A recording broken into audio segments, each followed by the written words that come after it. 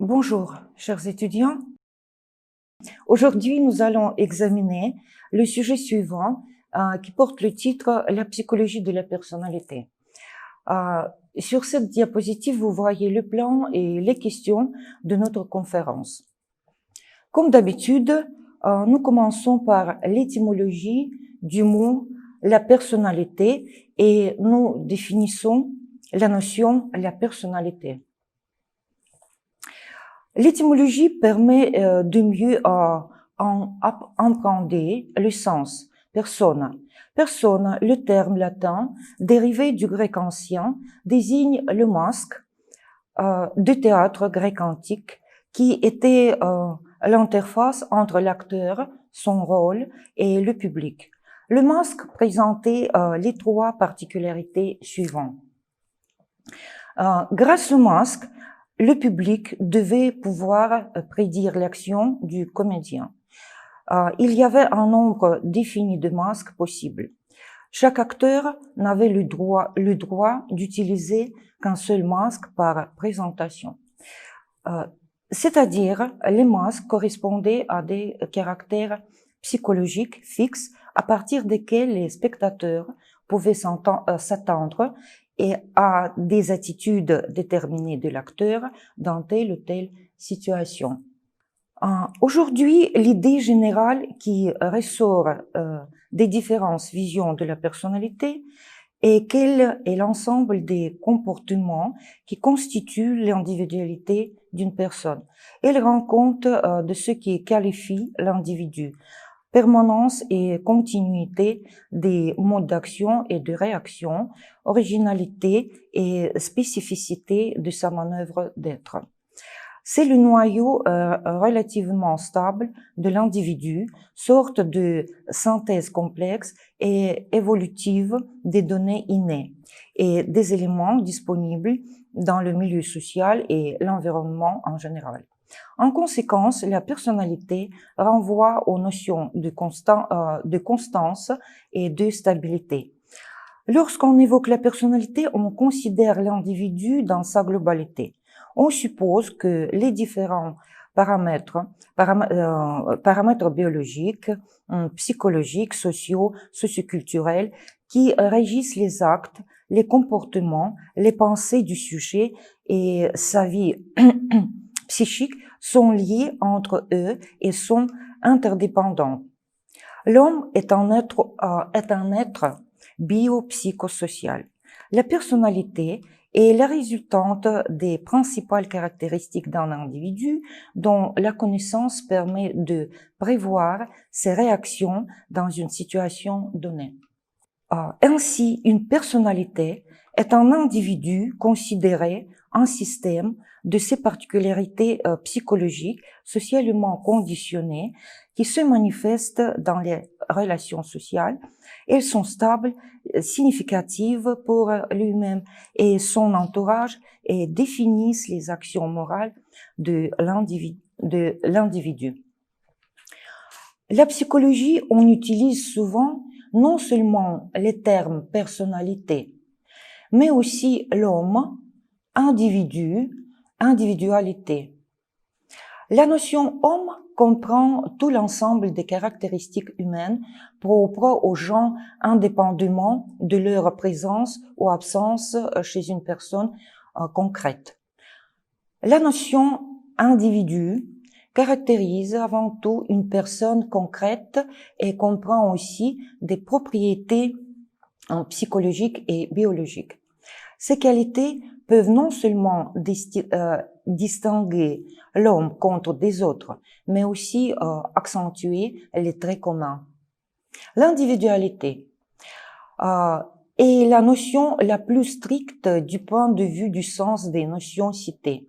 Elle comprend seulement les propriétés individuelles et personnelles de l'individu, leur combinaison unique qui diffère cet homme des autres. Константин Константинович Platonov, psychologue soviétique, docteur en sciences psychologiques et docteur en sciences médicales, professeur, a proposé la structure de la personnalité. Pour la science psychologique, Platonov a fait une grande contribution recréant l'image de l'individu à travers sa structure. Dans la science russe, il est de coutume de représenter une personne comme un ensemble de traits sociaux, griffés, ne contenant pas de caractéristiques biologiques. Ce scientifique a pris la composante dynamique de la personnalité comme base pour créer sa théorie. Pour comprendre la structure générale de la personnalité, il y a deux modes de perception, statistique et dynamique. Le premier contient toutes les caractéristiques personnelles que chaque personne peut avoir. Ici, la personne n'est représentée que par des données statistiques sans tenir compte des caractéristiques changeant individuellement. La structure dynamique de la personnalité est la même personne, mais avec tous les changements qui se produisent tout au long de sa vie. La structure de la personnalité, selon Platonov, prend en compte tous les changements survenus depuis longtemps au sujet. La connexion des éléments constitutifs précède avec les nouveaux apparus. Selon Platonov, la structure de la personnalité comprend 4 niveaux. Le premier niveau, le niveau biologiquement conditionné. Il s'agit du tempérament, des propriétés du genre, d'âge individuel, du psychisme. Le deuxième niveau, le niveau psychologique. Il s'agit des propriétés individuelles de certains processus psychiques qui deviennent les caractéristiques personnelles. La mémoire, les émotions, les sensations, la pensée, la perception, les sentiments, la volonté. Le troisième niveau, le niveau de l'expérience sociale. Il s'agit des connaissances, des procédés, des maîtrises, des habitudes acquises par l'individu. Et le quatrième niveau, le niveau de l'orientation. Ce sont les hiérarchies des impulsions, des désirs, des intérêts, des goûts, des idéaux, les images conceptionnelles individuelles et les convictions en tant que la forme supérieure de l'orientation de la personnalité. Maintenant, nous parlons plus précisément de chaque niveau de cette structure, de la structure de la personnalité. Alors, le premier niveau. L'activité et le développement dans cette sous-structure sont déterminés par l'état et les caractéristiques du système nerveux humain, c'est-à-dire par force, vitesse, processus d'inhibition et d'excitation. Il est également à noter que les caractéristiques de cette sous-structure ne sont pas biologiques. Les qualités sociales d'une personne sont pratiquement inactives ici. Les caractéristiques contenues ici peuvent être améliorées par la formation. Par exemple, un colérique peut s'exercer pour ralentir la vitesse de réponse à un stimulus et vaincre son tempérament. La personne flegmatique s'entraîne pour célébrer des événements lumineux pendant la journée en s'éloignant de la monotonie, etc. L'étude de cette sous-structure n'a lieu qu'en psychophysiologie ou neuropsychologie. Le deuxième niveau. Cette sous-structure contient la composante biologique prédominante de la personnalité. Le psychologue Platonov parle ici des particularités des processus cognitifs. Il soutient que la structure et le développement de la personnalité ne peuvent pas exister sans processus réalisés par la mémoire, la pensée, les sentiments, les sensations, les perceptions. De plus, Platonov a établi une certaine priorité dans le fonctionnement de ces processus mentaux. Selon lui, la séquence suivante détermine la force de la base génétique et biologique dans cette sous-structure. Fonction de la mémoire, émotion du sujet, sensation, pensée, perception, sentiment de la personnalité et de la volonté. Le scientifique dit que ses écrits que les propriétés psychologiques de la personnalité ne pourraient pas exister sans la mémoire physiologique et génétique, raison pour laquelle il la met au premier plan. Le troisième niveau. Le prochain sous-structure qui parle du mécanisme psychologique de l'expérience, Platonov a interprété comme une des caractéristiques sociobiologiques du sujet. À ce stade, les connaissances, les compétences, les habitudes et les attitudes sont combinées en tant que les traits de personnalité génétiquement déterminés. La structure sociale de la personnalité de Platonov dit que ces paramètres ne se rapportent précisément à ses propriétés. Il existe sa théorie par le fait que dans le processus d'apprentissage, les connaissances acquises ou les compétences acquises par une personne deviennent typiques, ordinaires et intégrales. Par conséquent, il commence à se rapporter aux traits de personnalité du sujet. Si nous parlons de la relation entre le social et le biologique dans ce sous-système, le premier est plus significatif ici car l'apprentissage passe au premier plan. Et cela fait référence aux caractéristiques psychopédagogiques. Et enfin, le quatrième niveau, cette sous-structure est morale, personnalité qui s'exprime à travers la focalisation et l'attitude du sujet. Les compétences en communication, en dehors des conflits, en communication positive et autres sont formées par le biais de l'éducation. Selon le psychologue, ce sous-système parle des aspirations, des croyances, des désirs, des inclinations, des visions du monde et des idéaux en tant que paramètres non seulement du niveau social, mais généralement du niveau socio-psychologique. C'est-à-dire que nous parlons de l'éducation et de la conscience même de l'homme. Toutes les caractéristiques ci-dessus fonctionnent chez une personne sur un pied d'égalité avec des expériences et toutes sortes de connaissances. Il s'avère qu'ils sont aussi un attribut de la conscience. Cela signifie que les caractéristiques psychologiques de l'individu, telles que les désirs, les croyances, les idéaux, etc., sont formées à l'aide des ressources internes de l'individu et de l'influence de l'environnement social sur la personnalité. La structure de la personnalité selon Platonov est formulée d'après les critères suivants. Le premier critère, le rapport du social et biologique acquis et inné. Deuxièmement, les traits de personnalité dans des sous-structures sont reliés et proches les uns des autres.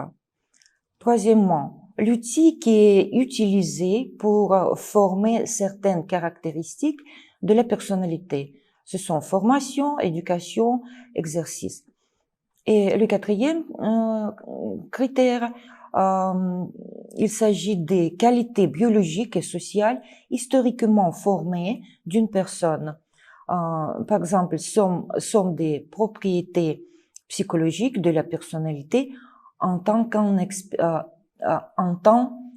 qu'expérience. Le concept de Platonov a gagné en popularité en raison qu'il s'agit de l'exemple le plus frappant de l'approche structurelle de la perception, de l'étude et de la compréhension de l'individu. Cette compréhension est due au fait que le psychologue s'est engagé à étudier précisément la personnalité dynamique. Ici, vous pouvez appliquer à la fois une approche individuelle à l'étude des sujets et une approche générale, les classant strictement. Il est très difficile de résumer toute la structure dans le schéma, mais en résumé, il se présente comme suit. Le schéma, vous voyez, le schéma de la structure de la personnalité selon Platonov. Une personne ne naît pas d'une personne.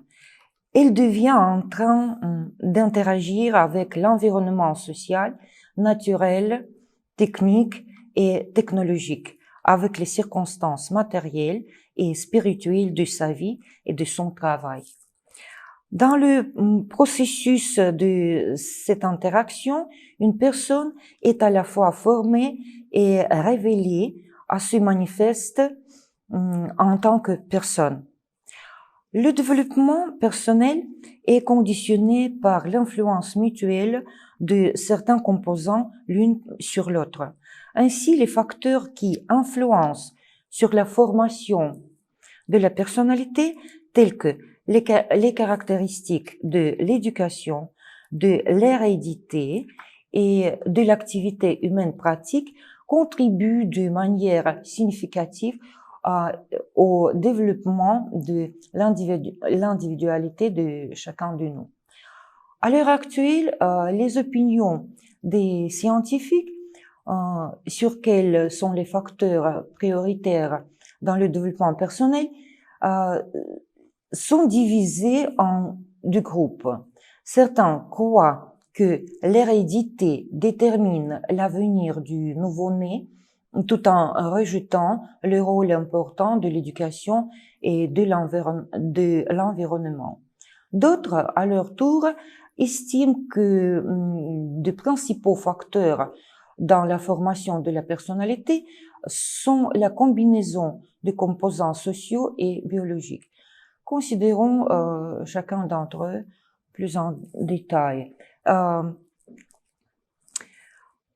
Mais nous parlons très brièvement de la théorie de l'inné et de l'acquis.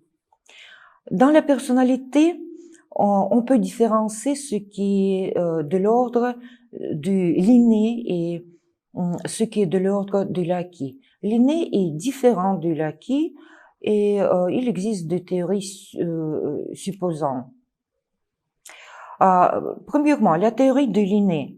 L'inné est constitutionnel, héréditaire, congénital. C'est la résultante des avatars de la vie intra-utérine et de la naissance. La théorie de l'inné suppose que tout ce qui appartiendra est inscrit dans le patrimoine génétique. La théorie de l'acquis. Les facteurs sont issus du milieu dans lequel l'enfant effectue son développement. Ce sont les facteurs rationnels, socioculturels, organiques et psychiques. Dans la théorie de l'acquis, l'hérédité n'est pas la fatalité. Cette théorie prétend que l'enfant, à la naissance, n'est qu'un être passif. L'environnement peut lui seul inscrire une histoire. En réalité, il y a à la fois de l'inné et de l'acquis en personnalité. Nous parlons plus précisément de l'environnement. Nous commençons par ce facteur du développement de la personnalité, l'environnement. L'environnement social. La communication et les activités visant à améliorer la vie de la société contribuent à créer pour l'individu toutes les conditions de la vie, contribuant ainsi à former des connaissances et à créer toutes les conditions nécessaires à la réalisation du soi. C'est l'acquisition de nouvelles compétences communicatives qui témoignent de l'activité personnelle de la personne. Mais peut-être la qualité négative de ce facteur est parfois involontaire, influence spontanée de la société sur le développement de chacun de nous. On distingue l'environnement macrosocial et microsocial. L'environnement macrosocial, c'est l'ordre social, structure de l'État, niveau de développement de la société et des possibilités d'assurer la vie et les activités des personnes, en particulier impact idéologique et autres des médias. Propagande, situation sociopolitique, ethnique, religieuse dans la société, le lieu, rôle du pays dans les systèmes des relations internationales, etc. L'environnement microsocial est un environnement d'interaction, de contact direct d'une personne. Il s'agit de la famille, l'entreprise conviviale, classe d'école, groupe d'élèves, production, travail collectif, autres relations situationnelles relativement durables d'une personne avec l'environnement social. Maintenant, nous parlons de l'éducation comme le facteur du développement de la personnalité. L'éducation est processus spécialement organisé de formation et de développement d'une personne, principalement de sa sphère spirituelle. Allouer l'éducation familiale dans les structures d'accueil des enfants d'âge préscolaire, scolaire, universitaire et industriel. Éducation ouvrière, morale, esthétique, politique, juridique, environnementale, professionnelle, psychique, etc., etc. Dans le processus d'activité, y compris sous différents types de relations et de rapports sociaux, une personne maîtrise et augmente l'expérience sociale, développe son potentiel créatif et psychique, sa volonté, son caractère, ses aptitudes et compétences, ses actions, son comportement. L'éducation peut parfois changer complètement la nature humaine. Seule l'éducation est considérée comme excellente, ce qui dépasse le développement. En d'autres termes, l'auto-éducation est le principal facteur de formation de la personnalité, quel que soit son âge. Maintenant, l'hérédité ou facteur biologique. Facteur biologique de la formation de la personnalité. Nous parlons de ce facteur. Il s'agit des caractéristiques biochimiques de l'organisme, par exemple métabolisme. Il s'agit des prédispositions à certaines conditions morbides, des effets néfastes, des habitudes néfastes des parents sur le développement du fœtus. Encore, type du système nerveux supérieur héréditaire. On peut ajouter encore les propriétés humaines individuelles innées. Il s'agit du tempérament dont les actions exécutées par l'individu dépendant décisions précises. Et enfin, il faut parler des caractéristiques anatomiques et physiologiques de chaque organisme. Ce sont certaines caractéristiques des capacités transmises encore par héritage. La structure du cerveau, les organes du mouvement et des sentiments. Poursuivant le thème des talents de chaque personnalité, il convient de noter que leur disponibilité ne garantit pas qu'un génie vit en vous. Sans travail quotidien visant à maîtriser certaines compétences, vous ne serez pas en mesure de devenir un grand savant, un grand mathématicien, un médecin, etc., etc. Il existe beaucoup de théories du développement de la personnalité et nous allons parler de certaines théories. Les chercheurs tentent depuis longtemps d'étudier la personnalité en développement. De nombreux concepts et théories ont été créés dans ce domaine. En psychologie et en pédagogie, il existe de différentes périodisations de développement de l'enfant, de la personnalité. Parmi eux, la plus connue est la périodisation de Freud, qui se base sur le développement sexuel de l'enfant. Freud part du principe que l'homme est un être sexué. Tout part de la sexualité. La sexualité est reliée au plaisir, ce qui est à la base de l'homme.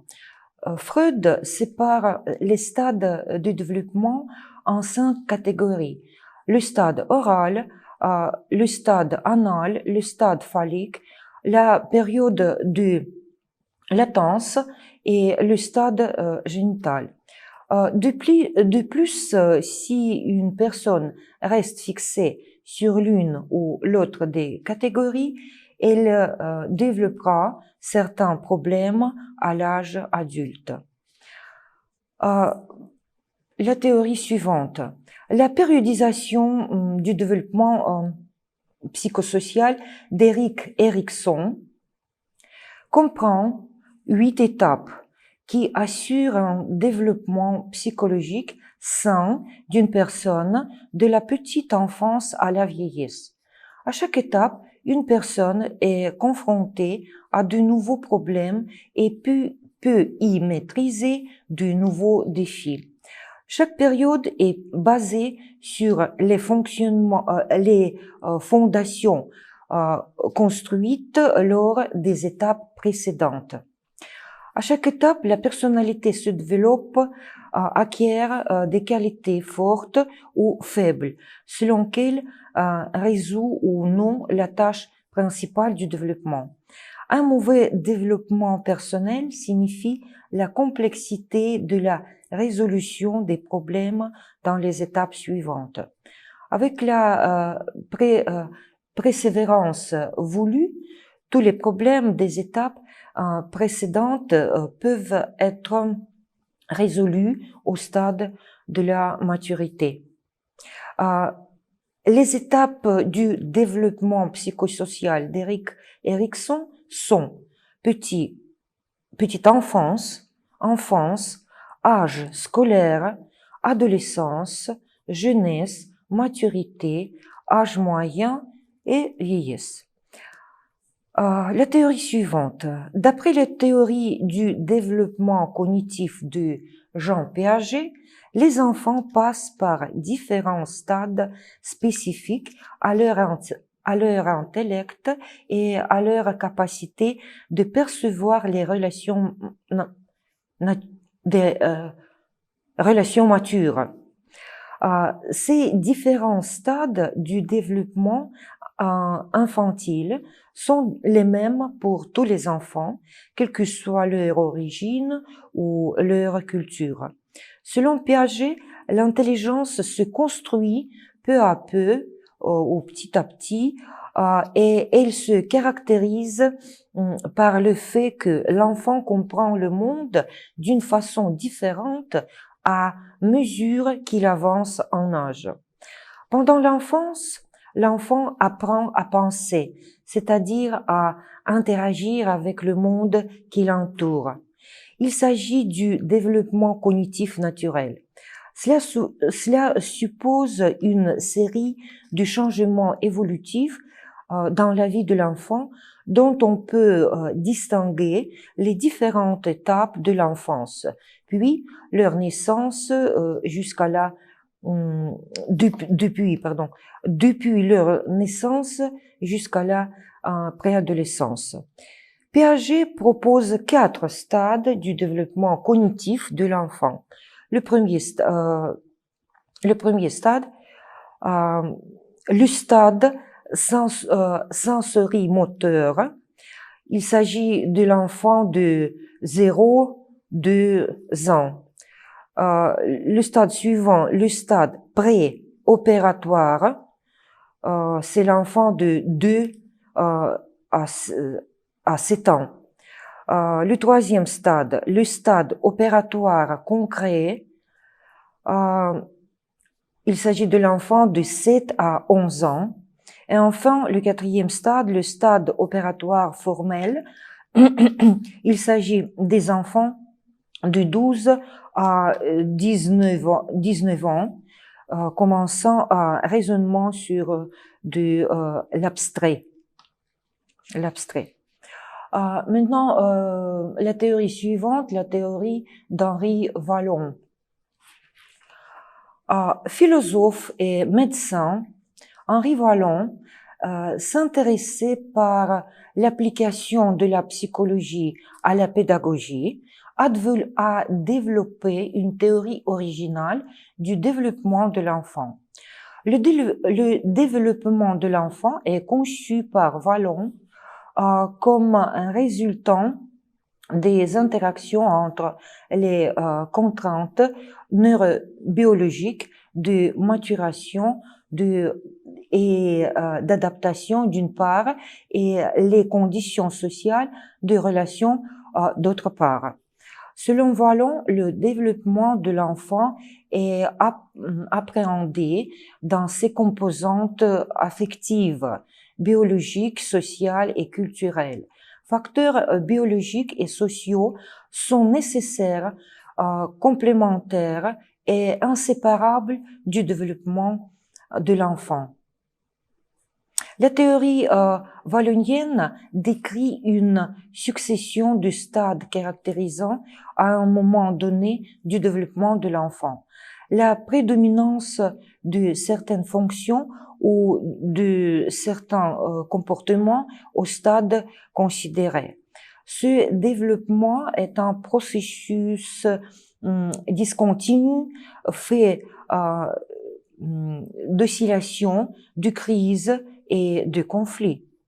La théorie de Wallon est constructiviste et dialectique, c'est-à-dire l'enfant se construit dans les différentes composantes de sa personne. Par exemple, motricité, affectivité, connaissance, construction de la personne. Dans une succession de stades qui alternent dialectiquement. Wallon a proposé la périodisation suivante. L'enfant, le nouveau-né jusqu'à 1 an. C'est le premier stade, le stade impulsif et émotionnel. Le stade suivant, il s'agit des enfants d'1 an à 3 ans. Ce stade s'appelle le stade sensorimoteur et projectif. Le stade suivant, 3-6 ans, le stade du personnalisme. Le stade suivant, 6 ans, 11 ans. 6-11 ans. Ce stade s'appelle catégoriel, le stade catégoriel. Et le dernier stade, il s'agit des enfants de 12 ans à 16 ans. Ce stade s'appelle le stade de l'adolescence. La théorie suivante, la théorie de Colbert. La division en période du développement psychique de l'homme, les niveaux du développement moral sont liés au nom de Laurence Colbert. Il a proposé de distinguer les niveaux du développement moral suivants. Le niveau prémoral, 4-10 ans. Pendant ce stade, les actions sont déterminées par les conditions extérieures. Le point de vue d'autres gens n'est pas pris en considération. Le stade suivant, le niveau conventionnel, il s'agit des enfants de 10 à 13 ans. Les actions sont appréciées du point de vue des normes admises dans la société. Et le troisième stade au niveau, le niveau post-conventionnel. Il s'agit des enfants de 13 ans.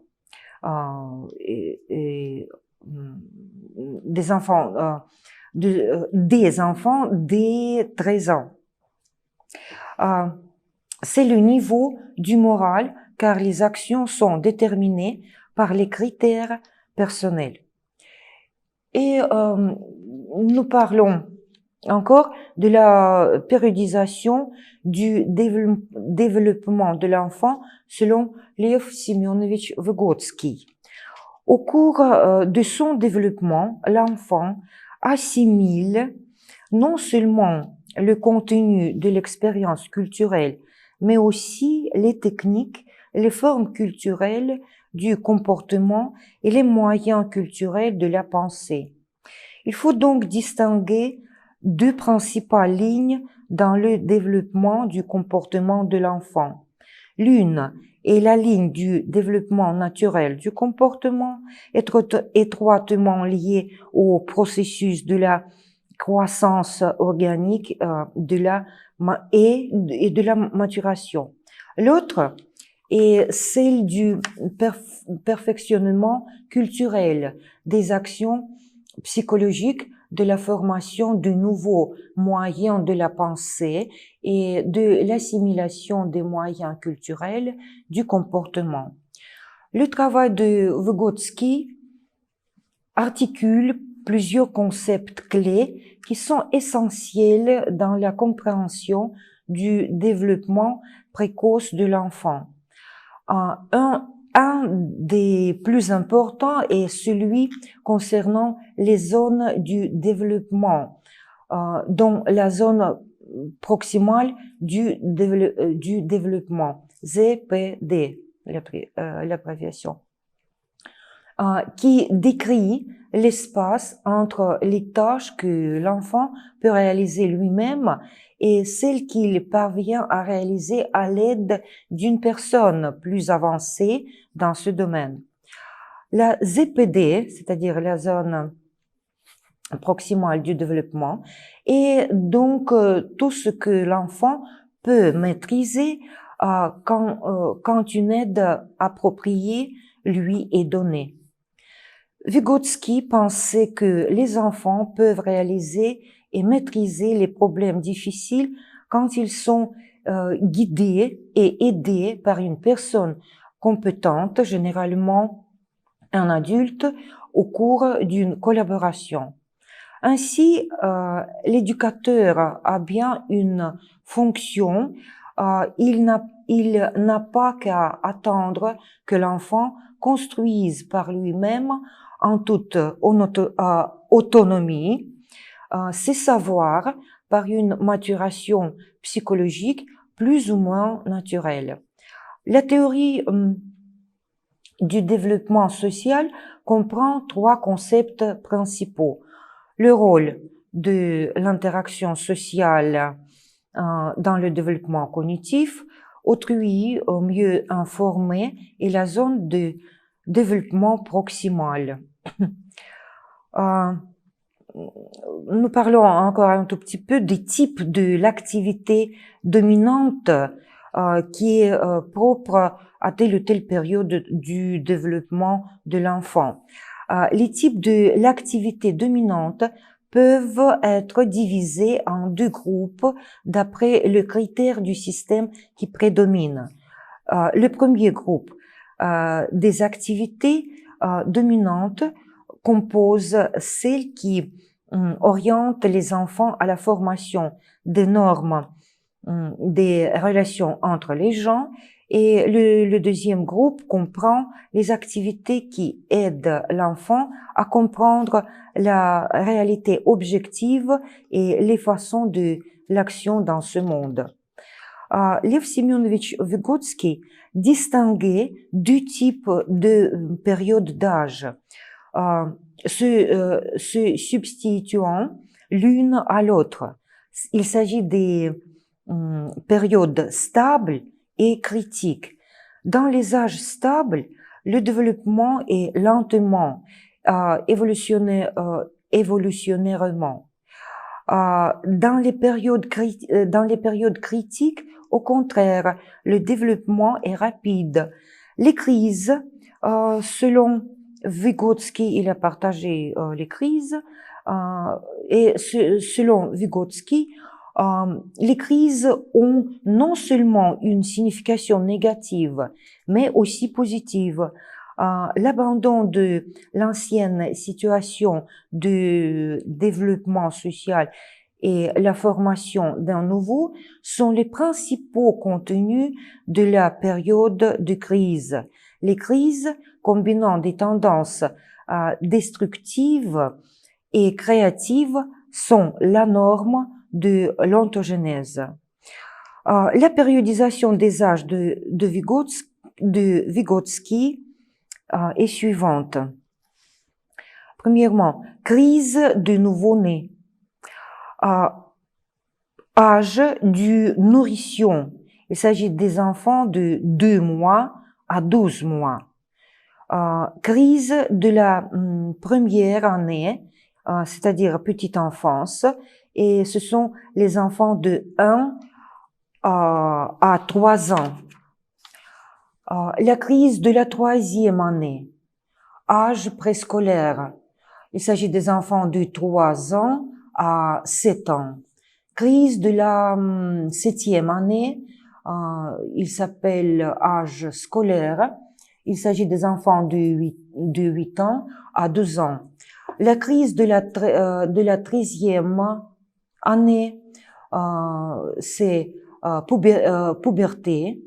Et il s'agit des enfants de 14 ans à 18 ans. Et enfin, la crise de la 17e année. Voilà, nous avons parlé bien précisément des théories, de différentes théories du développement de l'enfant. Et maintenant, nous parlons du tempérament, comme la caractéristique dynamique de la personnalité. Le tempérament, du latin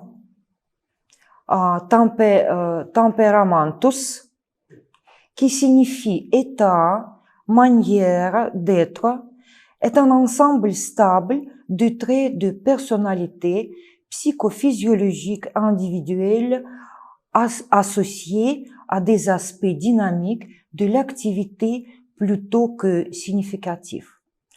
La première classification des tempéraments a été proposée par Hippocrate, médecin grec, philosophe, considéré traditionnellement comme le père de la médecine. La théorie du tempérament hippocratique, c'est-à-dire d'Hippocrate, est basée sur la doctrine humorale. La différence entre les individus est liée à la prédominance de l'un de 4 liquides, le sang, la bile noire, la bile jaune et le flegme, correspondant ainsi à 4 tempéraments qui sont respectivement le sanguin, le mélancolique, le colérique et le flegmatique. Claude Gallien a développé les connaissances des tempéraments et a proposé sa classification psychologique des tempéraments. Pour Gallien, le tempérament est l'expression clinique de l'équilibre des 4 humeurs décrites par Hippocrate pour un sujet donné en fonction de son environnement. La dernière description qu'on utilise à présent en psychologie appartient au philosophe allemand Emmanuel Kant. D'après lui, il existe 2 types de tempéraments, les tempéraments des émotions et les tempéraments des actions. En tout, il y a 4 types de tempéraments. Je répète, sanguin, mélancolique, colérique et flegmatique. Le tempérament est une caractéristique. Maintenant, je vous donne la définition du tempérament, de ce terme. Le tempérament est la caractéristique dynamique des processus psychiques et du comportement d'un individu, la manière, la vitesse, la variabilité, l'intensité dont un individu réagit aux stimuli extérieurs. Le tempérament influence sur la formation du caractère et du comportement de l'individu, détermine parfois ses actions, son individualité. Le tempérament est la composante biologique de la personnalité. C'est l'aspect constitutif, héréditaire, biologique, qui est sous-tend le comportement, mais aussi affectif avec les émotions. Le tempérament est inné. Selon les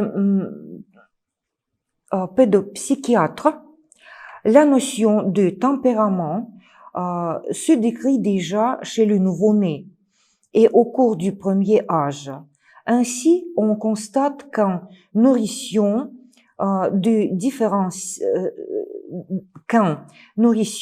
se différencie d'un autre par son niveau d'activité spontanée, mais aussi par son seuil de réaction aux stimulations issues de l'extérieur, sa capacité d'attention, la qualité de son humeur et ses rythmes biologiques. Il y a donc une corrélation entre le tempérament et les comportements élémentaires dans les premiers mois de la vie d'un enfant. Chaque tempérament présente des forces et des faiblesses. Personne ne possède à lui seul toutes les caractéristiques d'un même tempérament. Il sera néanmoins aisé pour le thérapeute expérimenté de reconnaître avec précision ce qui est fondamental chez chacun. La théorie de Pavlov des types de l'activité nerveuse supérieure. Alors, nous parlons de la théorie d'un grand savant russe, Ivan Petrovitch Pavlov. Il s'intéressait aussi à la psychologie et pas surtout, mais aussi il s'intéressait du tempérament. Mais il a sa théorie à part.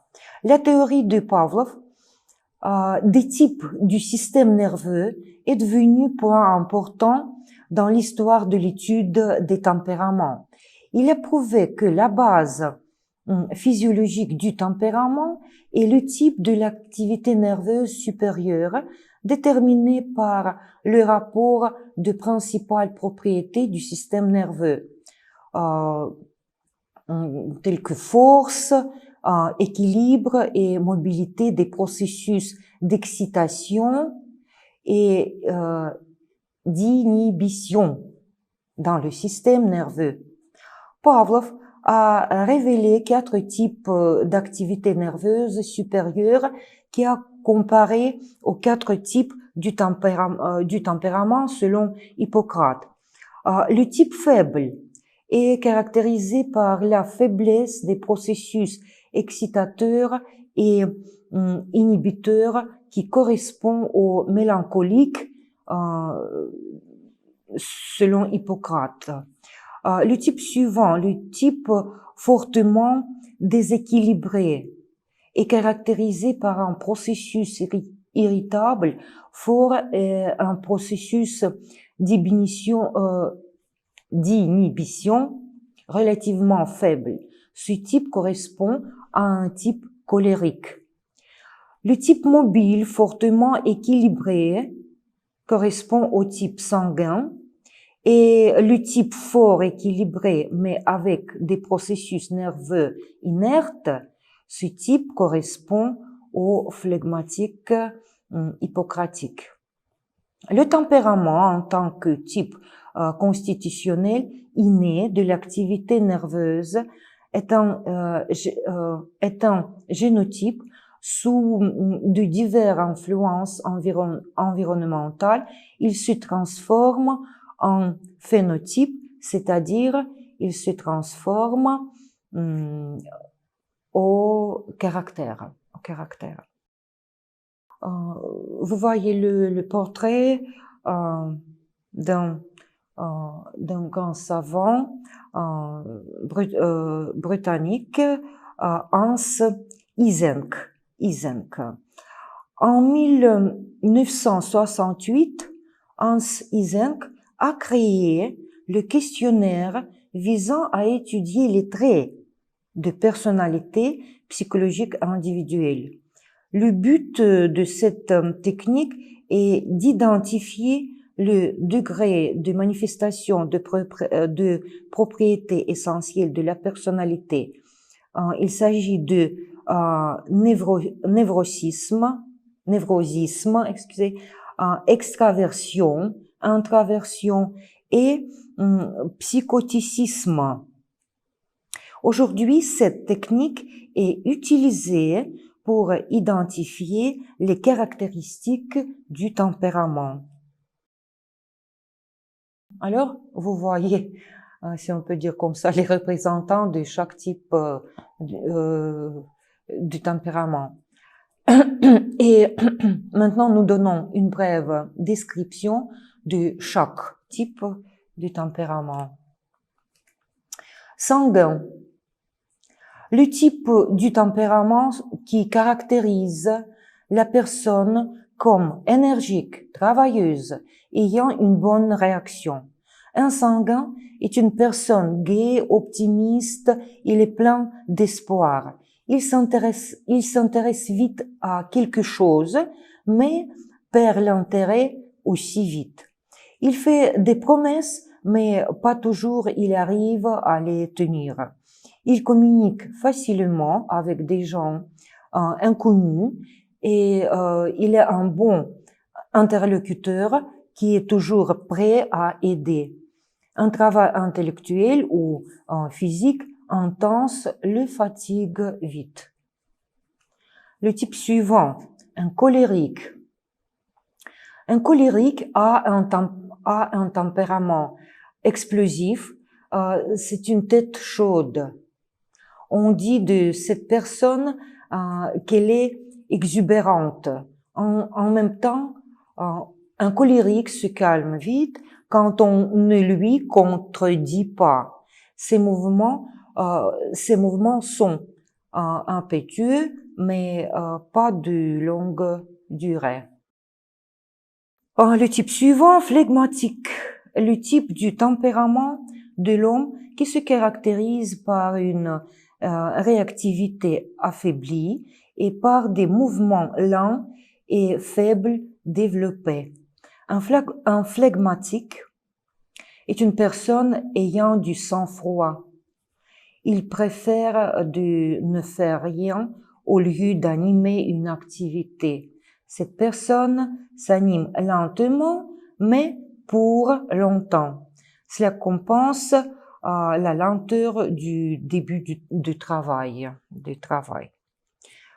Mélancolique, voilà. Mélancolique, l'individu dont le comportement se caractérise par le ralentissement des réactions aux stimuli et des processus verbaux, moteurs et noétiques. Un mélancolique est souvent de mauvaise humeur. La vie intérieure de cet homme est toujours compliquée. Il attache une grande importance à tous ces événements qui le concernent. Souvent, c'est une personne réservée qui contrôle les promesses données. Il ne promet jamais ce qu'il ne pourra pas faire, souffre de l'incapacité de tenir la promesse, mais si cela ne dépend pas de lui. Ainsi, nous avons envisagé et étudié la personnalité et je vous remercie de m'avoir écouté. Bonne chance.